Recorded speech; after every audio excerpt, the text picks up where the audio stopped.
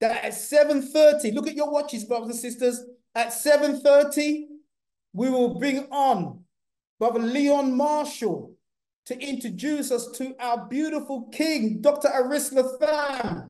This is a new day of liberation, salvation, and education, brothers and sisters. And I have nothing more than love for my brother Leon Marshall. So Dr. Aris LaTham, all the way from Panama, are you there, sir? I can see that your audio is connecting. Let's see. In the house. Yes, I'm here. Thank you, thank you, thank you. Greetings, brother. How are you? Man, I am great. Just living the life right here in paradise. You know, it's July 24th, 2024 at 6 a.m. I sealed up my 77 rotation. Yes, gyration around the sun as a heavenly body on our planet Earth here. So look, man, they say once a man and twice a child. I think I'm in my second childhood. It seems like I'm about 7 years of youth right now because my energy is ready. You know, I'm at it. Weighed myself yesterday. I don't know what it is in stones, but I know in pounds. I'm at 128 pounds. My vision is 20/20. My nerves are strong and steady. And it feels like my brain is becoming that real polished crystal ball. It is not moving into the Alzheimer's lane or anything like that. I am ready to continue the revolution that I've been embarking in since the 60s. Hey, the only difference now is that we're televising it live to you right now. So Gil Scott, the revolution is being televised. Thanks, family. Looking forward, London. Ready or not, you know what? Here I come. Yes, indeed. Yes, indeed. And we're all looking forward to seeing you here in the UK, in London, at the Food Dye Medicine event. And family, 77 years. Family, 77 years. For those of you who know me and what I say with regards to science, I always say science is simple. It's logic backed up by evidence. So Dr. Aris LaTham is the evidence. He's been living this way for, well, I'm going to let him actually explain it. So, brother, for those of you who don't know your journey or don't know your story, can you just break down, you know, how you got here, why you eat the way you eat, why you live the way you live? Okay, well, how I got here, thanks to my mother and father, you know, I was up the road from here, about 20 minutes from here. I'm in the Portobello World Heritage Park. We're in a UN protected zone right here. So we're in the bush.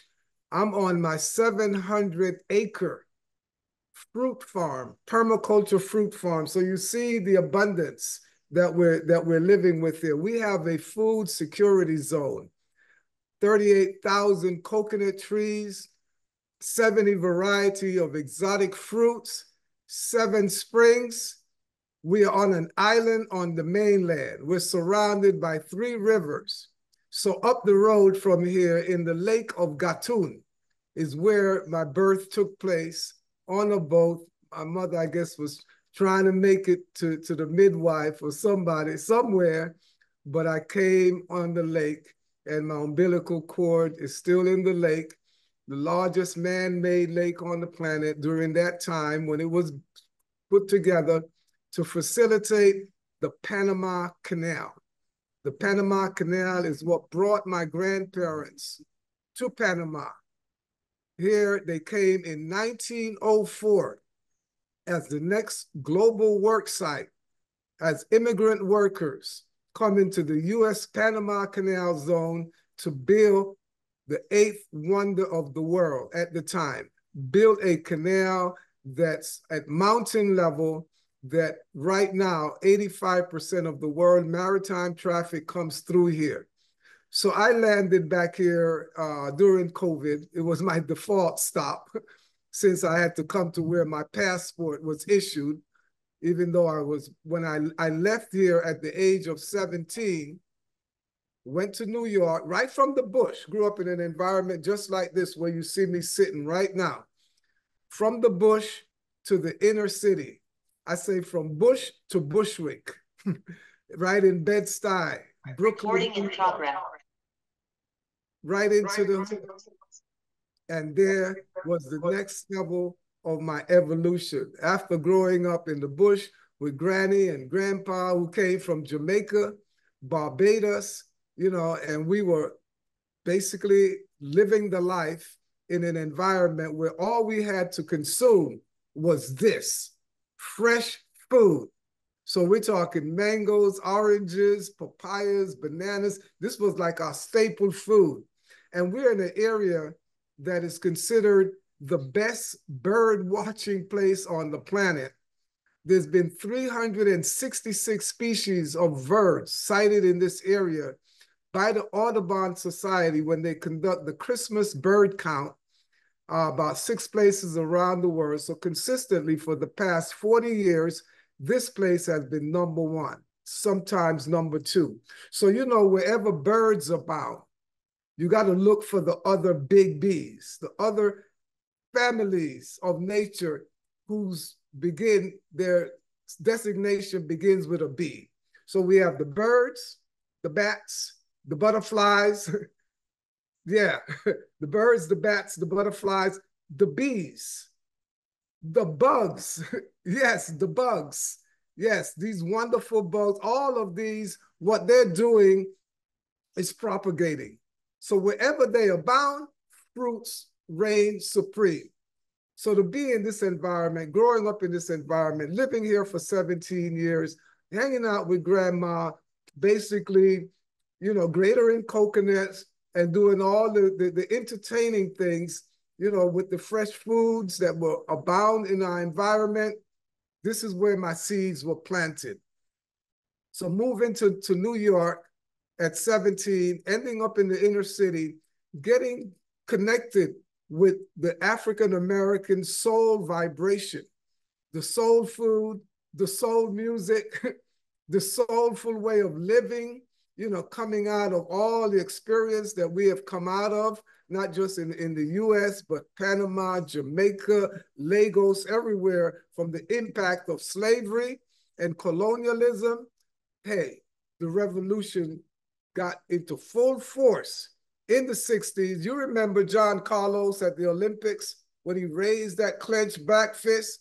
I'm in the middle of that on college campus, USA, Black Power movement, the hippie movement, anti-Vietnam War movement, the revolution, the Cuban Revolution, the Algerian Revolution, the Pan-African Revolution. We're talking Selassie, we're talking Garvey, you know, the remnants, the vibrations of Garvey, Kwame Nkrumah, we're talking the Mau Mau. Hey, hell no, we are not having it. So in the middle of this revolution, in the inner city, in the belly of the beast, with Malcolm X on the corner, yes, you know, Stokely Carmichael, H. Rap Brown, the Black Panther Party, and from the Latin side of my culture, the Young Lords Party, the Puerto Rican Party, that was all about liberation, all about moving forward. So with my posse, in my neighborhood, it was about the food, because we came to realize that the food that were being served to us were weaponized. So we're talking now 1969, moving right in from right there. 54 years ago, stop eating all animals and any kind of plant food or fake food that we recognize as weapon. You may call it a vegetarian, but for me, I thought, you know, growing up with the Rastafarian influence, growing up with the Marcus Garvey Back to Africa movement, even here in Panama, where he came and my father marching down with Marcus Garvey. So anyway, it's about the revolution, and our revolution has been the food. So reading books like From Plan to Planet by Hakeem Adabuti, that poet we call Don L. Lee. And From Plan to Planet, it was about Black folks, if we're going anywhere, we need to have a plan, and it needs to land us straight on this planet with all the dignity, all the power, all the love, all the respect that we have, that we deserve, and that we are going to take by any means necessary. So number one, your food. Mind your plate. White foods, they're all mutants, like the people who mutated them. And we know we mutated those folks because we know that, you know, you cannot get black from white. But, you know, the mutating and getting us to be in the image that they represent today, tremendous. But anyway, 54 years ago, stop eating animals, stop eating all the mutated foods, and coming in to my own, reclaiming my inheritance that I grew up with in the bush right here in Panama after moving to the US and getting introduced to sloppy Joe, hot dog, hamburgers, and all of these killer foods, fornicating, drinking wine, and doing all the things that were environmentally hazardous to our health. Smoking ganja and all the other stuff, you name it. So got a hold of myself as I watch the movements that were going on in the US by one of our great, you know, African healers, Dr. Alvinia Fulton, when she got a hold of Dick Gregory and brought that brother down from 300 pounds to 98 pounds on juices, fruitarianism, fasting, and then rebuilt him. And all of this, I'm in a front row seat because I am mimicking what I'm seeing my great brother Dick Gregory was doing and sharing with us. So we're talking 6 years later, after getting into 100% what you may call today a vegan way of living, total animal free. Then 6 years later, as I did my research and watched Dick Gregory evolve, you know, his book, Cooking with Mother Nature, Foods for Folks Who Eat. This set it up for me.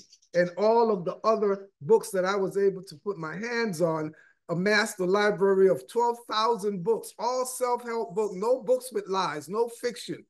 And we're talking the Black Power books as well, Sex and Race by J.A. Rogers, and all of these books that are empowered me to really take ownership of my life as an African human being, and also as someone who has a spirit that commands this animal in which I live, and taking a hold of it, putting it under manners, cleaning it out, detoxing it, and 6 years later, no cooked food whatsoever, as you know it. All what you may call this raw food, but we know that's another lie, because there's nothing raw about my pomegranate, my lettuce, my tomato, my edible flowers, my mango. All of this food is cooked by the sun. So hence, I developed myself, single-handedly invented a cuisine. Show me another human being on this planet that has ever single-handedly invented a cuisine. So in the tradition of our great inventors, our illustrious people like Imhotep, that brother, the father of medicine, who the foreigners came and studied at his feet, studied at the banks of the Nile. Myself, researching all of this information and coming up with what I call sun-fired food, S-U-N-F-I-R-E-D, acknowledging the raw energy of the sun, that radiant energy of the sun. So this is raw food. It is not raw. Foods that have been cooked by the sun. So you see where I am. You see this abundance. I know you can't see my planters in the background, but you know, we harvested them a week ago, and you see how they're ripening. They're simmering now. So the cooking period is actually the growing process. Or the growing process is the cooking period of our food. Our food is cooked by the sun, the only chef on this planet. So now, 48 years, to answer the question, my brother Leon, 48 years I've been eating sun-fired foods exclusively. No cooked food as you know it. And that even includes the processed water that we drink today, these bottled waters. My water is processed by life, by the sun, coconut water, living water, H3O2, structured water. We're talking alkaline, energy, vibration, not empty, blank, simple, plain water that only hydrates. So encompassing, putting all of this together in this package called me, I'm not sick at all. At my age, I'm still climbing coconut trees and jumping off. I can jump off the roof of this building here, 2 stories, and land on my feet and don't need a hip replacement. So family, I'm bringing the message, UK. It's out. The secret's been out. You don't have to be sick. So plant food is the deal. I've come from plan to plant to planting to planet, and I'm on the planetary rave right now. I'm reconnecting with the rest of the universe. My connection through the universe are the plants. Yes, here, my mint leaves, my direct connection.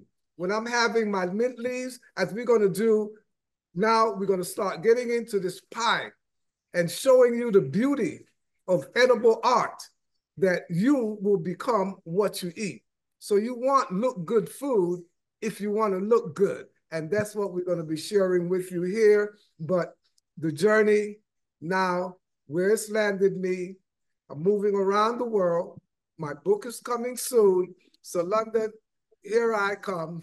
I know you're ready. Raw food. This is what we're dealing with, raw food. And before you start to go into your demonstration of the paradise pie, just a quick breakdown of the benefits of raw food over cooked food. Let's just go over that before we go into the demonstrations. Okay, so number one, let's get some of these lies out of the way. As I mentioned before, this food is cooked. So this is actually cooked food. That stuff that you've been doing that they call cooked food is dead food. This is living food. So the difference between your traditional cooked food and raw food is that this is life. And we know when you expose any living entity on the planet, whether plants, animals, or human beings, any one of us that get exposed to any temperature above the highest recorded solar temperature ever on this planet, in Fahrenheit, it's 135 degrees. I believe in centigrade, you're somewhere around 45 degrees centigrade. The highest recorded solar temperature ever on this planet, all life ceased to exist. Death Valley, California, that's where it was recorded. So anything above 45 degrees centigrade, you are destroying the life. So that's dead food. So cooked food is calling it mild. So we need to bring the vocabulary centerfold so everybody can understand what we're talking about in layman language. Dead food. It's not cooked food. You're eating dead food. And I don't know who gave you your education, but for you to think that you're going to extract life from death and put dead food in your body and expect for it to grow in your body, because any food that you eat is supposed to grow within you so that you can grow. So to put dead food, to take a potato, a carrot, some beans, and boil them and plant them in the earth, it's not going to grow. So how are you going to plant it in your body and expect for it to facilitate your growth as a human being? No, it's going to make you sick, put you on death row, and you're going to be suffering for quite some time. So the difference between sun-fired foods or raw food and cooked food is that sun-fired foods is facilitate living at optimal health. It is the food in your life that nourishes and not the life. It is not the food in your life. Okay, it's not about the big plate of macaroni and bread and all of this stuff. It's not the big food in your life that nourishes. but it's the life in your food that actually nourishes. So you want living food. You want food with life. Otherwise, you're going on an uphill battle, trying to process food that the body was not designed to process, and you're being distracted instead of being attracted to who you are, to live optimally in excellent health, not being sick, not coughing, not sneezing, not farting, all of this kind of stuff. These are just warning signals that you're doing something, putting into your body that the body was not designed to process. So being sick now, you want to be healed, it's going to be the food. Food, thy medicine. This is what we're bringing to you, family. We're bringing now medicine, because this food does not heal a body that is polluted in the way that you expect it to be healed. When you say, oh, what's good for this, what's good for that, and somebody gave you a little cup of herb tea or something like that, all you're doing is making room for the next load. You're postponing the confrontation. And the confrontation is to remove from your plate the foods that have caused you to be ill in the first place. Remove the cause first. So next protocol number 2 is to remove the waste that's inside of your body that's keeping you ill. So here comes the detox. But please, a lot of us, the way we detox with this special herb and that special this and all of these types of things, guarantee you, you're going to go back and retox. So please don't detox to retox, because the next time around, those toxins are going deeper into the system. So once you don't put any more of the cause in, you eliminate what's inside of your system, now the fruits, the vegetables, the raw foods are ready to build you back. You want to build a new body. You want to wipe out that old program, and you want to bring in a whole new programming into your body, and you're looking at the optimal food, the best original and natural foods for human consumption. And if you missed it in your scriptures, this is the key to your food, the seed. The seeds in your food. This is the original, natural, and best food for human consumption that come from a seed and yields seed. So you see what we have on this table here. Fruits, primarily. Fruits. And this is one of the biggest fruit seed here. The coconut seed, the coconut. This here, this seed loaded with protein. In its young stage, it's got all the water that you need. Coconut water, it's a fruit. In its mature stage, this is a year on the tree. This is 20 years on the tree. You get this hard, protein-rich, high-fat, ready to be processed. But please don't cook your fat. No coconut oil, family, please. What we do is fresh coconut cream. We remove the meat from this coconut, juice it, and that's the cream that we take. So what we're going to do today, we've made for you already our pie crust for the paradise pie. The meat of this mature coconut, we ground it in our food processor right here with the S-blade, ground the meat for the mature coconuts with dates. Dates are our #1 sweetener. When you look into sweeten something, but first of all, you need to examine, what am I trying to sweeten? So if you really must sweeten something, is that something supposedly made for you to eat? So be careful with this concept of sweetening. That's what you want to sweeten something that you really don't enjoy, that wasn't designed for you to eat. But if you do need to use a sweetener, a dry sweetener, dates are your #1. A wet sweetener, we're talking juice, freshly extracted from foods that are high in sugar. #1, sugarcane juice. And you don't live where sugarcane grow? You don't live where coconuts grow? You're living, as grandma would say, behind God's back. You need to come to the front of God.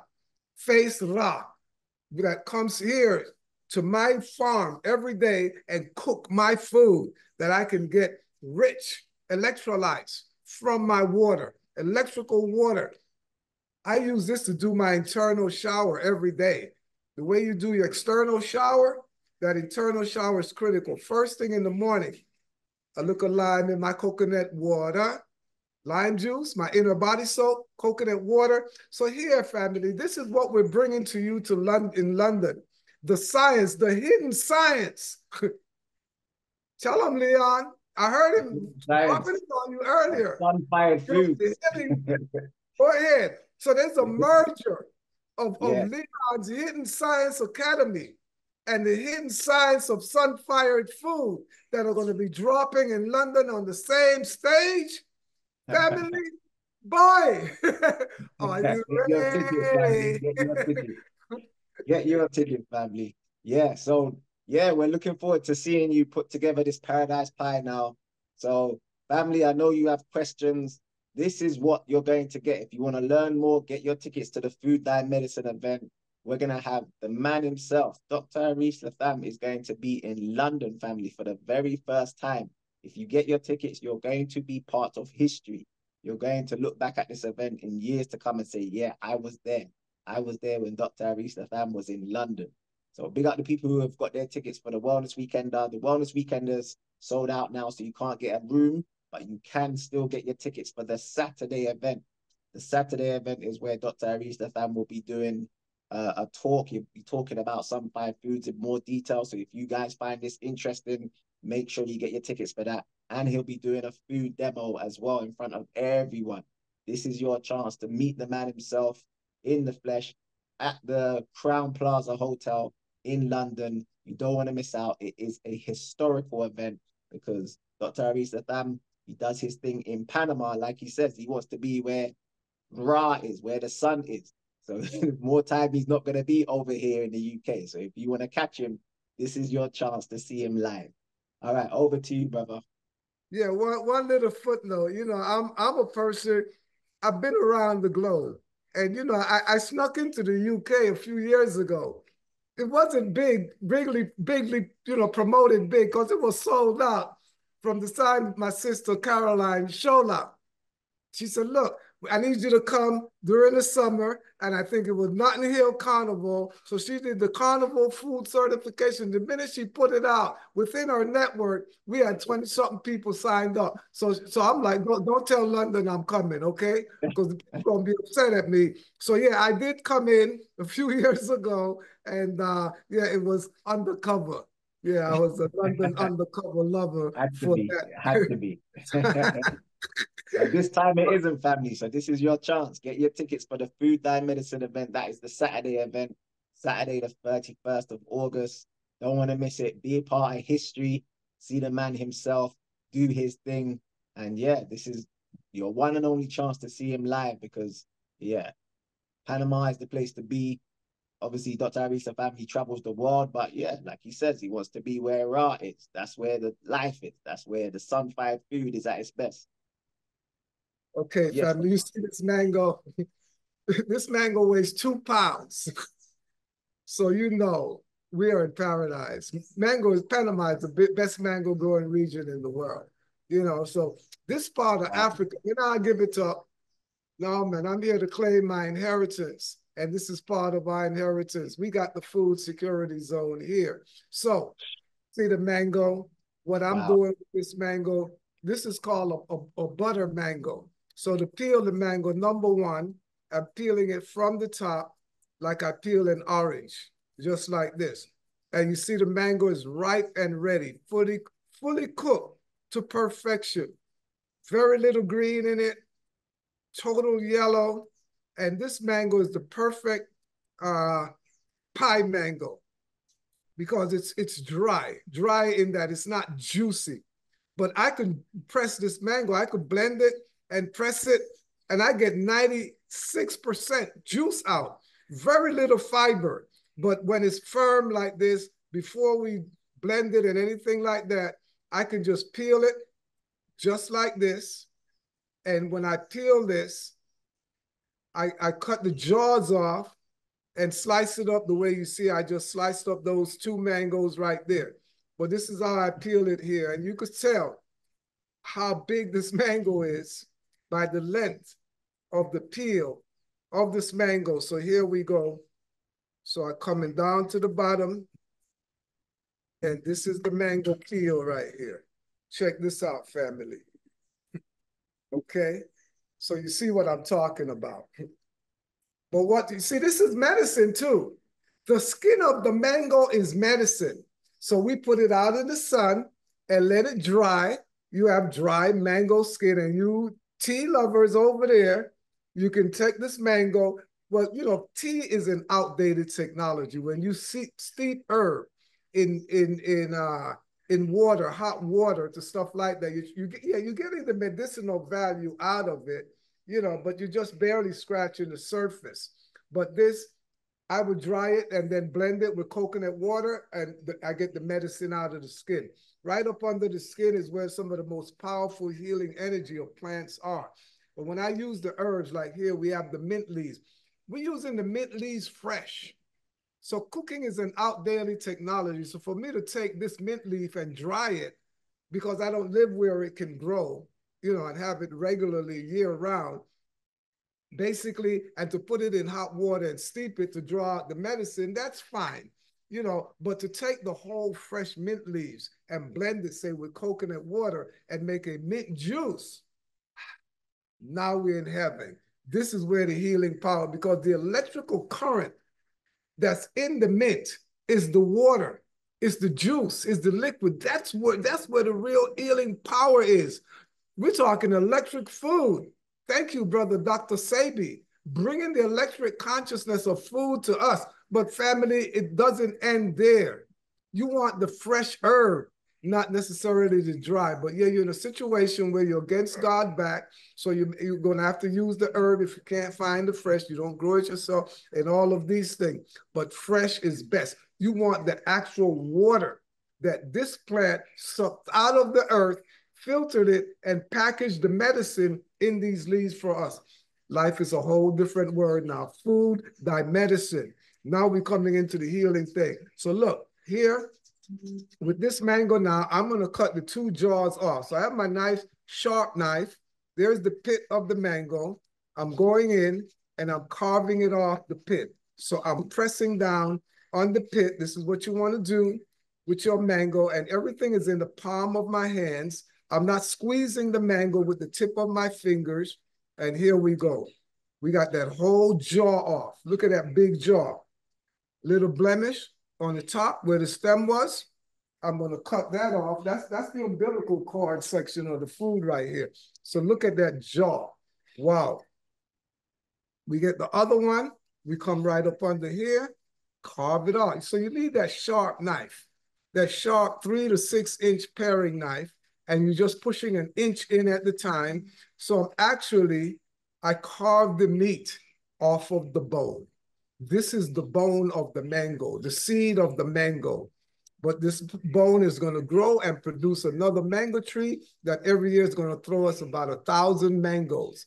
This is how the food factory works in the rainforest.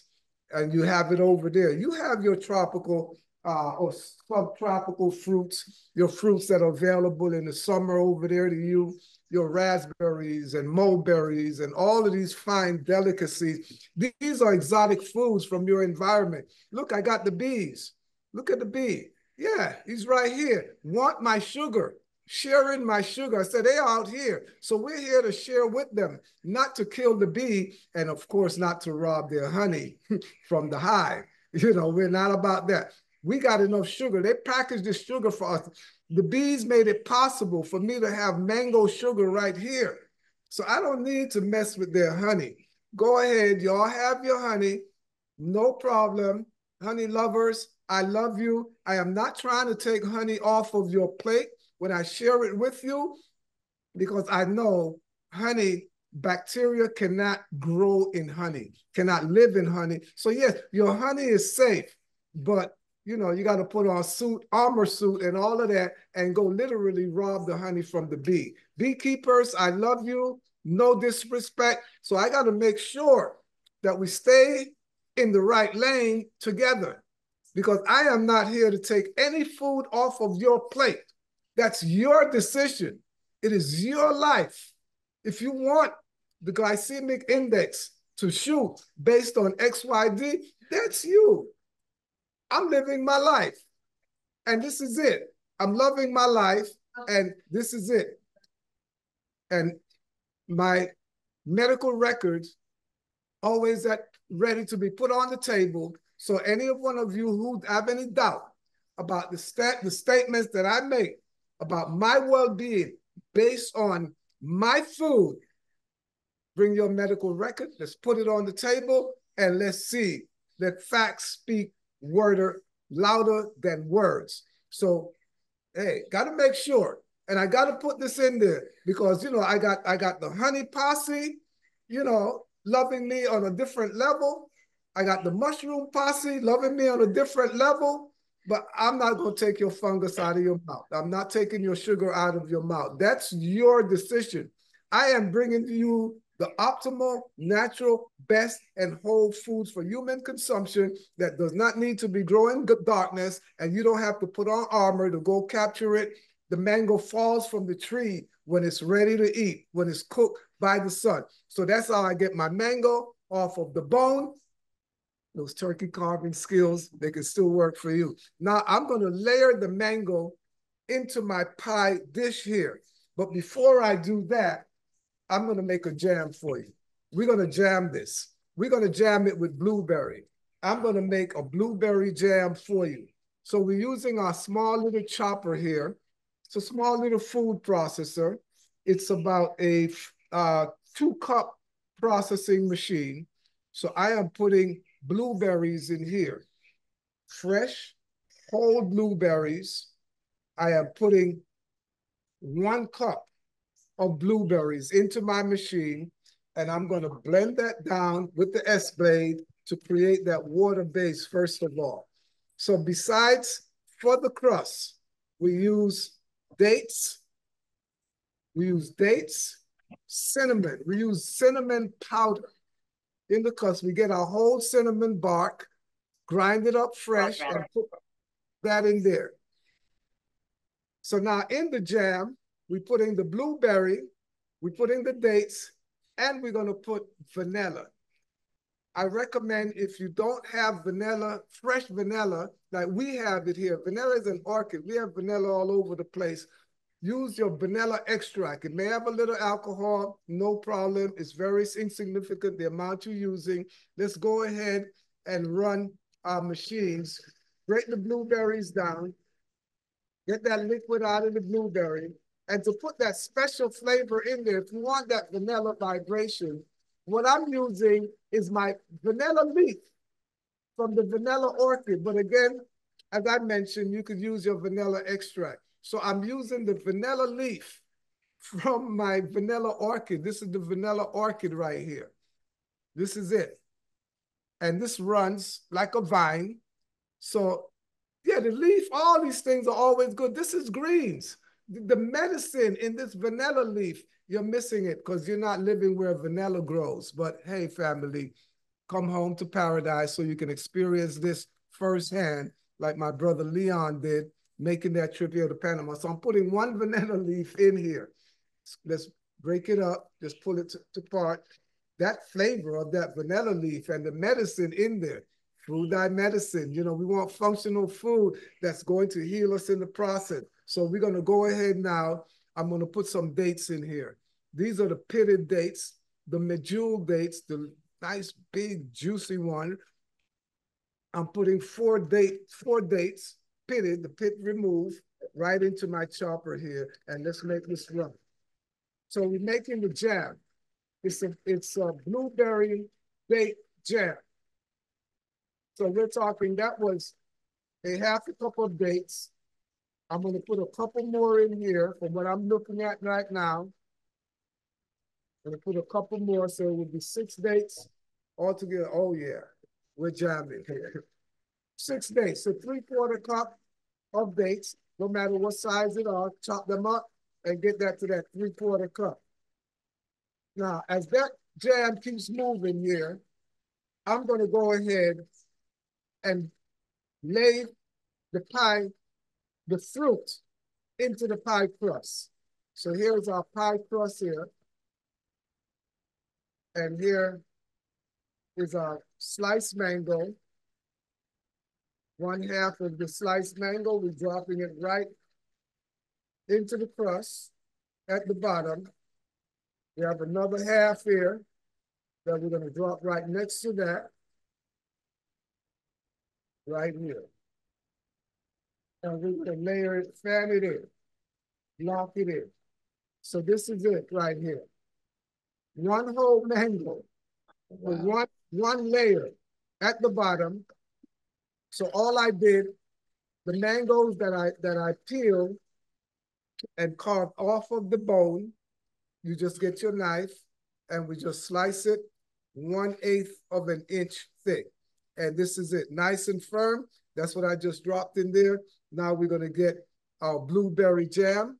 So this is blueberry, dates, and vanilla. Okay, so here, to know that your jam is kosher, this is what you want. You want it to be thick so it doesn't run off. See, it's not running off. So if it runs off, if it's too loose, add more dates. That's all you got to do. So this is what you want to look for. So here, a nice, rich, sweet jam, layering that right on top of my bat, spreading that on the bottom layer of mango. So for you, if you don't have these big mangoes, what you need for each pie filling is 2 pounds of fruit. So it'll be 2 pounds of mango without the seed. You don't measure it, you're not weighing the seed.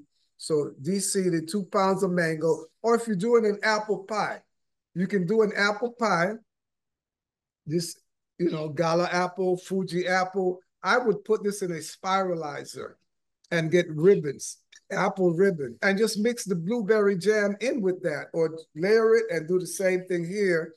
And you can do mango, you can do peach, nectarine. You can use your local fruits. So it doesn't have to be tropical and exotic like what we're doing here. Bananas, sure, why not? You know, pear, why not? Here is our bottom layer of our paradise pie. Now, what I want to do is drop a layer on the top of this. So here I got another mango, half of another mango. This one is going on the top. Now I'm fanning it in the opposite direction. The bottom layer laid to my right. The top layer now is going to lay to my left, right here. So I drop it in and I spiralize it. I fan it in a shell shape. So here, let me get this so you could see. This is how we're doing it here. Now I drop the next half a mango on here. So, you know, basically a pound at the bottom, a pound on top. Now this one gets dropped here and wow, wow, wow. You know, so you really build in that mango dome into your pie shell. And now we're going to keep jamming. We're going to drop the rest of this jam on the top of it. So I remove my S-blade and I'm going to get all the jam off of that S-blade. So you see the small little chopper, you see how efficient that was. So it's not a big technology. You know, this is simple, you know, and you see basically 4 ingredients: coconuts, mangoes, dates, and blueberries. 4 ingredients. The bang, the flavor bang that you're going to get out of this. And you can imagine, you go read some of those instant pop out, you know, apple pie, you know, stuff and all these other kind of stuff. And you see the chemicals, you see all that killer stuff in there. Nah, we don't flex that way. Keep it simple. Just a couple of flavor enhancers like the vanilla and the cinnamon and this jam. You get your children involved with this. You can make jams for your children, pineapple jam, grape jam. This is all you need. So this is what I'm bringing to London. I'm bringing not only the hidden science, but I'm also bringing the art. This is the big kicker here. You know, the art of and science of sun-fired foods. So I have an honorary PhD in sun-fired food science. So I've been honored by the City University of Los Angeles that have acknowledged my work and say, brother, you are a doctor of distinction. You have invented a cuisine and you have a science to go with it. So I have a PhD in sun-fired food science. I do have an earned master's degree in linguistics, studied 7 different languages, and that was my ticket to travel the world, to study languages. But in the meantime, I sat and ate with everybody I studied. And sun-fired cuisine is actually a global fusion of traditional cuisines from around the world. So here we go. The mango blueberry paradise pie. And I'm going to go ahead here and garnish this pie. We're gonna put the bells and whistles on here as well. So I'm just clearing this here. I'm gonna grab a sheet of paper towel, put it on my boards, drop the pie dish on here. And one of the things I'm gonna do, I'm gonna zest it, lemon zest, the skin of lemon, a nice green lemon here.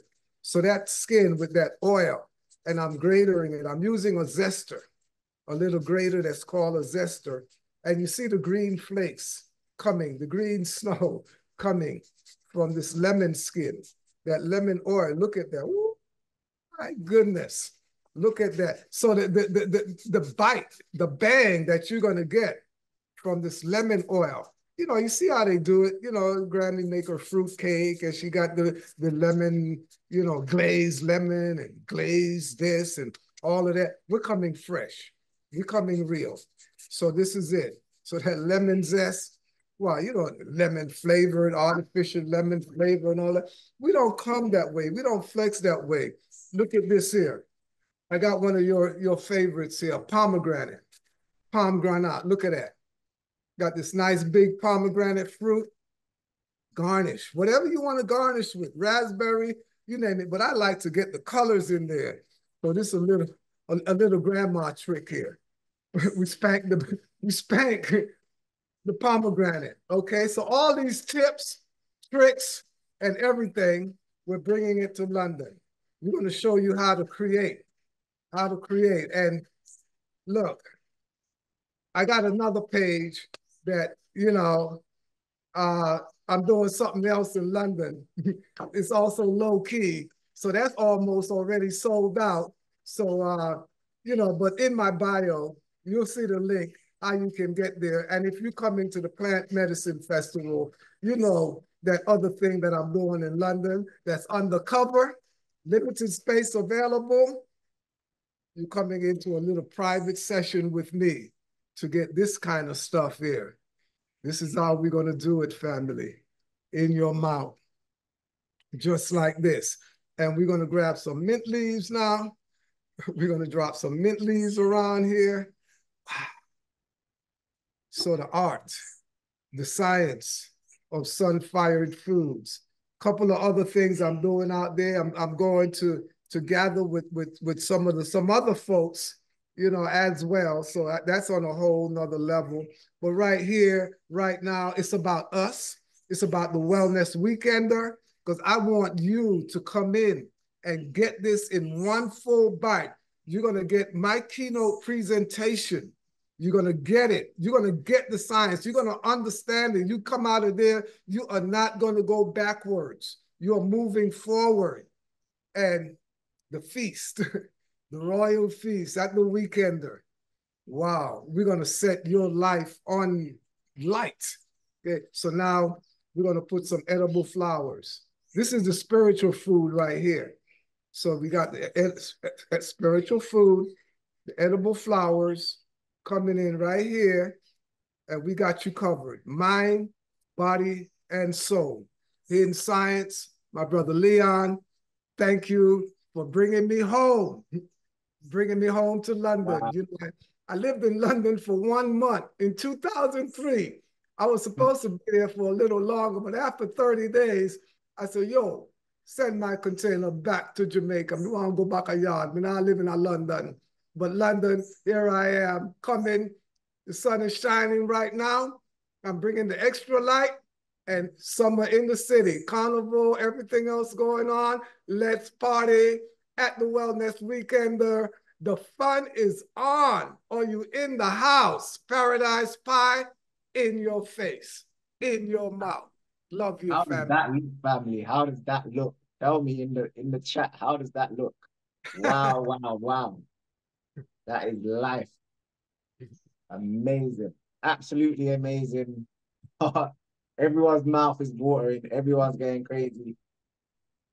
Oh my goodness. All right, let me see if I can get through just some of these questions, family. We don't have a lot of time left, but let me just see if I can get through some of these questions. There was a good one earlier. Let me see if I can find it. Someone did ask earlier, because we live in the UK, we don't have, raw as much as you do all the way around the year and that sort of stuff. Can someone eat the way you eat, sun-fired foods all year round living in the UK? It was a question like that. Okay, so I started eating live sun-fired in 1976. I was living in the San Bernardino forest of California, right outside of LA. And for those first 2 years, I was a fruitarian. I retired 1978, and I moved to Tanzania. So I lived in Tanzania at the foot of the Kilimanjaro. I was there for about a year, all sun-fired. Then I journeyed to New York. So 1979, when we birthed Sunfired Foods in Harlem in 1979, I am living in New York, 100% sun-fired, all raw food. And I'm out, up and about, in the snow, all of that stuff. And I'm in an environments where I'm standing next to people who are sipping on hot coffee, hot tea, hot soup, hot chocolate, all of this stuff, whipping their bodies, trying to stay warm in the winter. And guess what? On sun-fired food, I was warmer. Yes, hear this. I was warmer than people whipping their body with hot this, hot that, and hot whatever, because my body's thermostat was still working. I didn't blow it out. Whenever you are living in a cold environment and you're drinking and eating hot food, trying to stay warm, what you're doing, you are whipping your body the same way a jockey whips a horse. That's correct. The same way the jockey whips the horse, you are whipping the body, and your body, just like the horse, trying to run away from the sting of the whip, because the minute you drink that hot coffee and it hits right here by your throat, by the windpipe, you have to cool it down instantly. Hot food cannot get past there. Hot coffee, hot tea, hot soup cannot get past there. And what you're doing, you're tapping into your enzyme bank, family. You are going into your life bank. Enzymes are the catalysts of our life. Enzymatic activity. This is what the body functions off of. All living entity function off of enzymatic activity. Enzymes are catalysts, a life force that are generated to keep every function of the body moving constantly for our entire life. So the heart, the kidney, the lungs, every single organ, every single system in your body requires you to generate X amount of enzyme every day, every second of your life for that system to function. These are metabolic enzymes.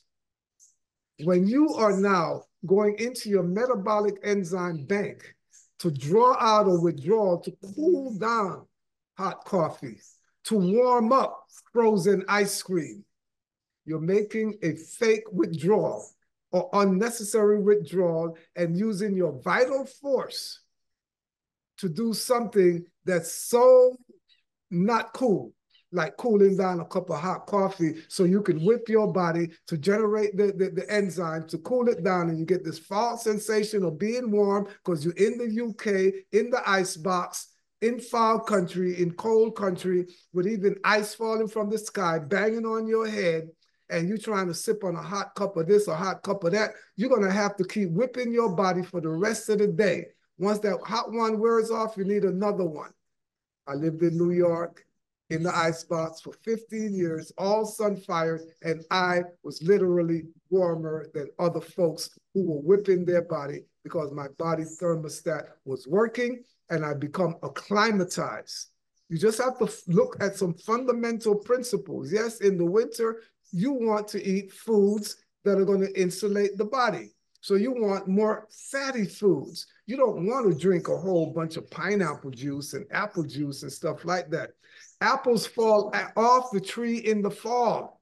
So after the fall, you're supposed to be consuming your apples. And that's it. It's not, you know, yeah, they're going to help you through the winter, but handfuls and stuff like that, some apple juice, apple cider, and these kinds of stuff. You do need your liquid. The body is 70% liquid. So year round, even in the winter, in the icebox, you still need to maintain it, but there's certain kind of fuel that you're going to give it in the winter. And if you're living these lives, so yeah, you're going to have to drink your carrot juice over there. Thanks, Dr. Sebi, for letting y'all know that carrot is hybrid, but you're in the icebox. You need that kind of hybrid energy from the carrot. You need that rich water that's coming from a root vegetable with the complex carbohydrate or the complicated starch, that all these foods are hybrid. Look, Dr. Sebi gave you a hint. He opened up the door. But let me tell you, 90% of all the food today in your marketplace is hybrid. All roots are hybrid. It's not just the carrot, it's the beet, it's the potato. All of them, the yams, all those are hybrid as well. All starches are hybrid, all complex carbohydrates. That's why they call them complicated food, because you need to turn them into sugar.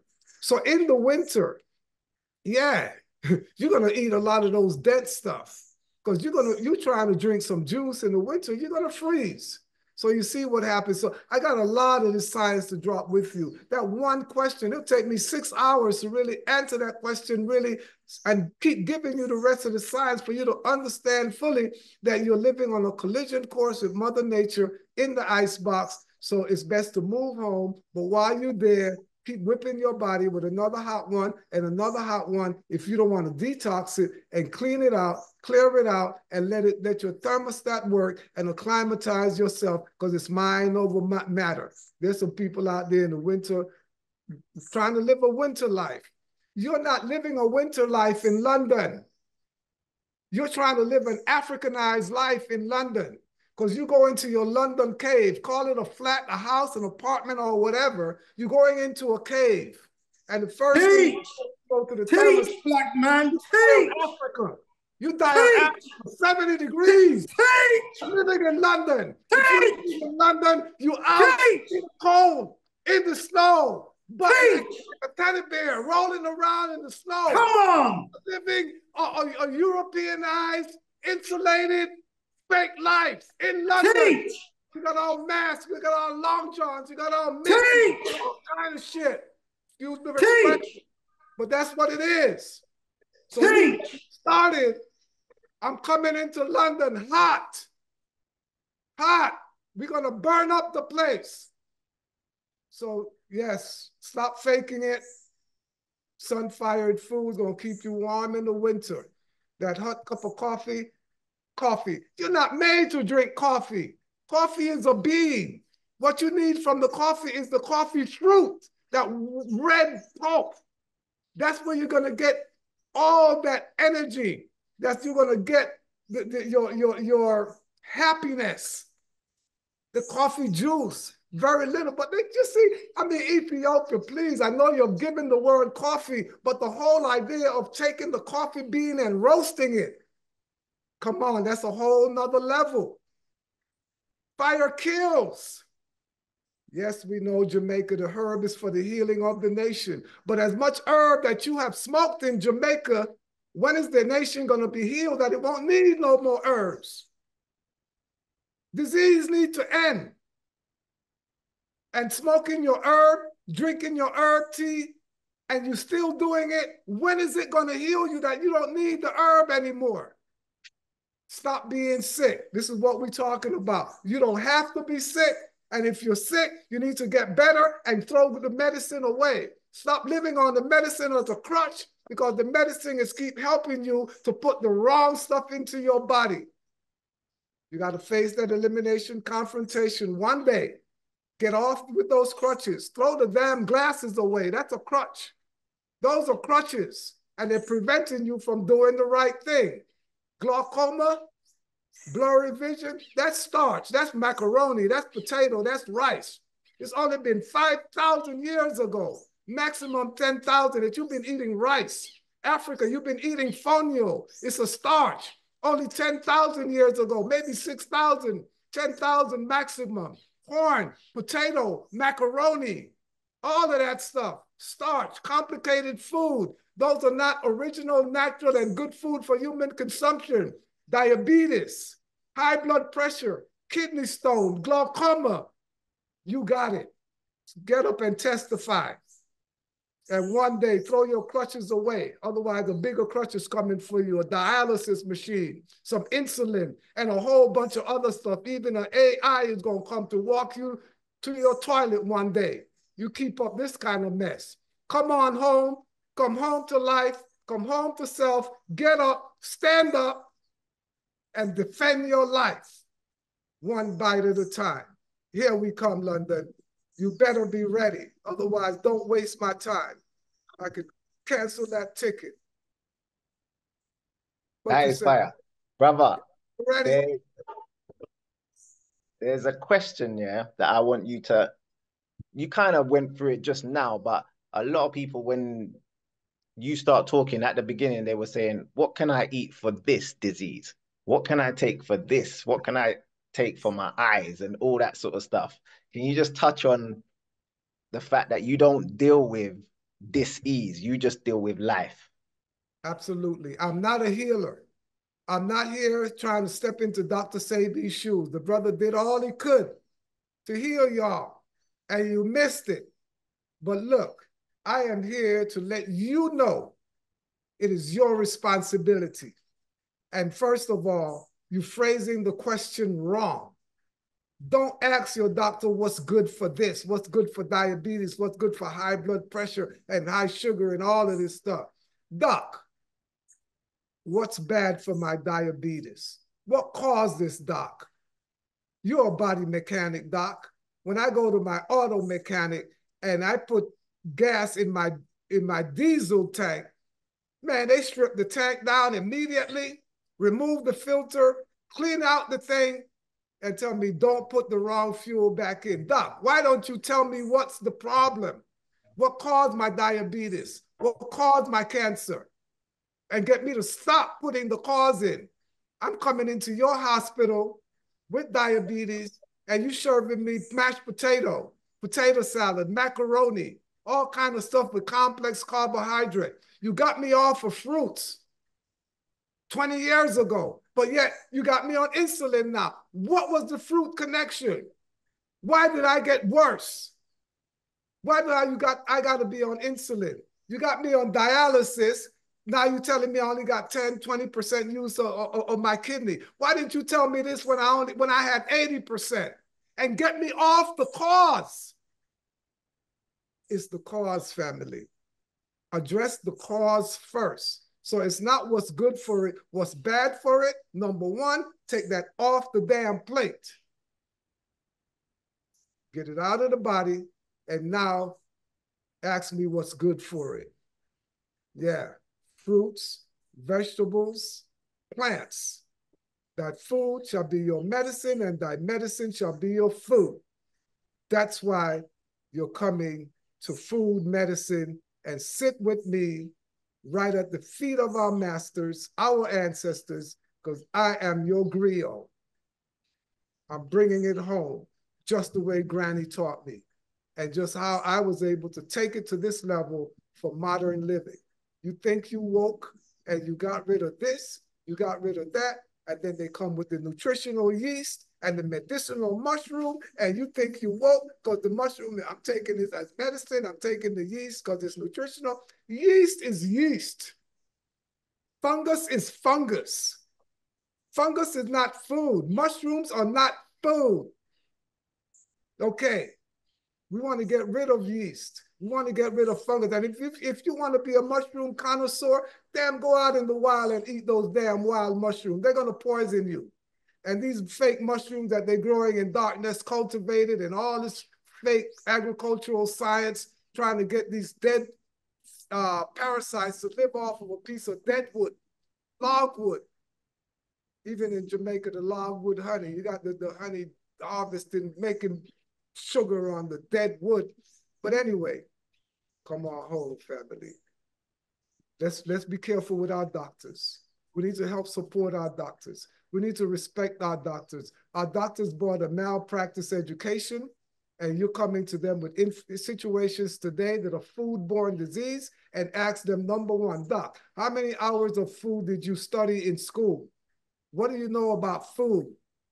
Okay, now we see what's going on. They throw their hands up. There's no known cause, but take this and take that and all the other stuff. And if you can't make it after that, I sell dialysis next door. Go take this prescription and go to my uncle's pharmacy. But we love you, doc. We're not here to put you out. We know you spend a lot of money for that malpractice education. We're here to support you. So we are not going to get sick. We're going to relieve the pressure off of you, doc, so you can focus on your life. We don't want you to die so young, like, you know, packing in all those free drugs that you've been pushing. We love you, doc. Many doctors out here are healing already. Right now, I can recommend a whole bunch of them to you, that they're healing through the front door. They're not coming through the back door for you. Okay, so family, heal thyself. Take your life into your own hands. Protect your life. Guard your life. Be your doctor. Work in partnership with your medical doctor, your holistic doctor, and figure this out. It is your body. It is your life. And you were born to love it, protect it, and defend it. This is the revolution, and we're being televised. Thanks for coming home.